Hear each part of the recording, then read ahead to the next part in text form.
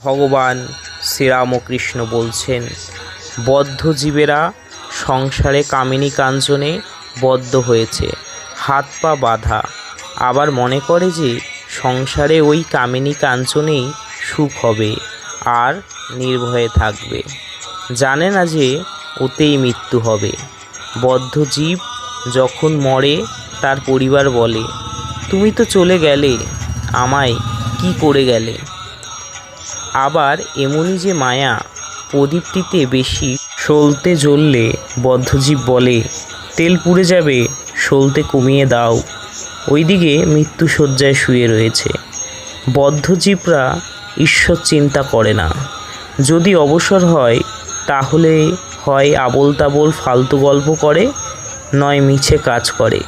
জিজ্ঞাসা করলে বলে, আমি চুপ করে থাকতে পারি না, তাই বেড়া বাঁধছি।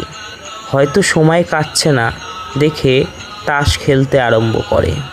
বন্ধুরা, এতক্ষণ আমরা কথামৃত থেকে তুলে ধরলাম বদ্ধজীব কীভাবে কামিনী কাঞ্চনে আবদ্ধ হয়ে সংসারে মায়াতে পড়ে থাকে, তা কথামৃত থেকে তুলে ধরলাম ভগবান শ্রীরামকৃষ্ণের বলা এক অসাধারণ গল্পের মাধ্যমে।